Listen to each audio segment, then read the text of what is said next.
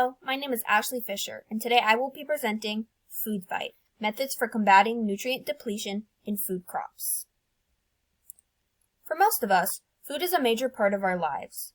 We have special foods for birthdays, holidays, religious events, and traditions.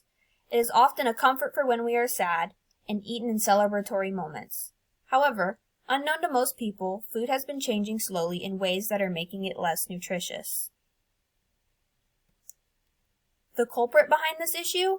Carbon dioxide, a common climate-altering greenhouse gas emission from sources such as cars and industrial activities.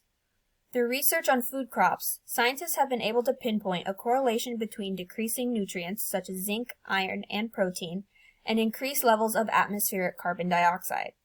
As shown by this graph created by NASA, carbon dioxide levels have drastically increased since 1950, which has contributed greatly to decreasing crop nutrients over the last 70 years. Food scientists Myers et al. Investigated how these gas emissions impacted specific nutrients in their 2014 academic journal article and discovered that when crops were exposed to higher amounts of carbon dioxide, it, quote, decreased the concentrations of zinc, iron, and protein in grains of wheat, barley, and rice, end quote. The decrease in these essential nutrients in food can have serious health consequences. Dr. Fernando et al. Revealed in their 2019 peer-reviewed Food Science Journal article that nutrient deficiencies for minerals like zinc and iron can lead to mental impairment and even increased mortality rates for children. In wealthier countries, these deficiencies are often compensated for in the production of common foods by fortifying or adding nutrients to products, such as cereal fortified with minerals or milk fortified with protein. However, in countries facing extreme poverty, these highly processed options are often not available or are too expensive. Due to the problem of product affordability, a current low-cost option for fortifying food being explored by scientists is biofortification.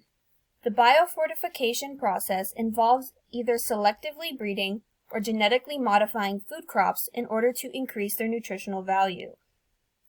Dr. Velou et al., scientists working for the International Maize and Wheat Improvement Center, in 2019, in their academic journal article, expressed their support for biofortification efforts, stating, quote, biofortification via traditional crossbreeding offers a sustainable and low-cost way to provide essential micronutrients to people in both developing and developed countries.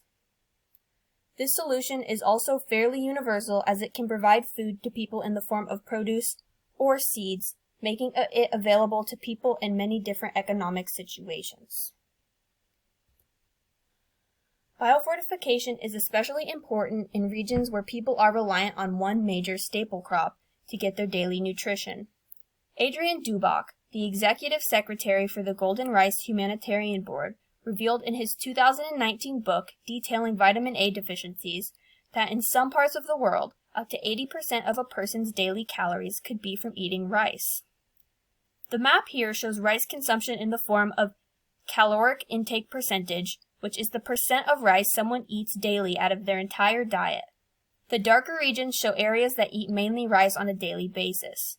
As indicated by this map, Asian countries are most dependent on rice, making it crucial to look at the effects of malnourishment in that area of the world. The Golden Rice Project is a key example of biofortification being introduced there today. The project's goal is to distribute vitamin A fortified rice to rice-dependent countries like India and the Philippines.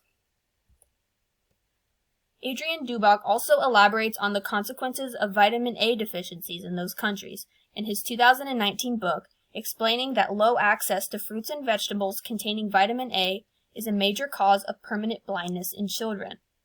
Providing underdeveloped regions with golden rice can prevent blindness and other negative health effects, which illustrates just how much of a difference biofortification can have on human nutrition.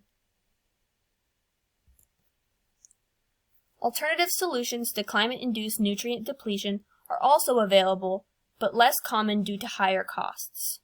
One example of this is mineral-fortified fertilizer that is applied to crop soil during the growth stage of production. This type of fertilizer has added minerals such as iron or zinc that the plant can absorb as it grows. This method can replace the mineral nutrients lost by crop exposure to excess atmospheric carbon dioxide. Some mineral fertilizers have been tested in a study in Sonora, Mexico, as described by Dr. Valu et al. In their journal article published in 2014, where results showed zinc-fortified fertilizer had the capability to more than double natural zinc content in wheat crops. These fertilizers are an effective way to adapt to the decline in nutrients, but unfortunately, much like biofortification, do not fix the initial problem of the rise in carbon dioxide emissions. So what can be done to reduce carbon dioxide gas in our atmosphere and prevent nutrient depletion from happening in the first place? A great place to start is by looking at your own daily habits. A nutrition-based change that anyone can make in their life is eating less meat. In a 2013 blog post, Lindsay Wilson, founder of the research group Shrink That Footprint, analyzed the carbon dioxide output of different types of diets, finding that a vegetarian diet produces 32% less carbon dioxide per person each year, and that even a diet that only cuts out beef decreased in carbon dioxide output by 24%. However, if meatless diets aren't for you, there are still other changes that can be made. Cars are a significant source of carbon dioxide emissions.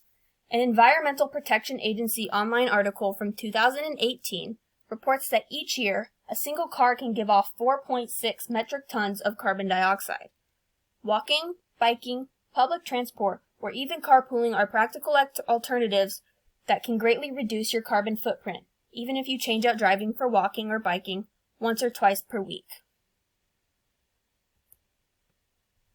Thanks to technology, these types of changes are easier to make now than ever before.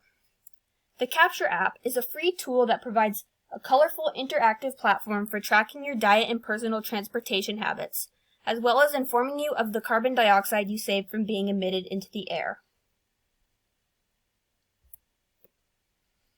Each of these solutions takes vastly different approaches when trying to combat the climate-induced nutrient decrease in food crops, but all show just how people at each level can make a difference. Scientists are able to genetically improve food, farmers can use mineral fertilizers to supplement their crops, and anyone can use an app to track their daily habits to reduce personal carbon dioxide output. I truly believe that if we all take action to prevent this issue from worsening, we can restore our food back to what nature intended it to be. Thank you. And then here are my references.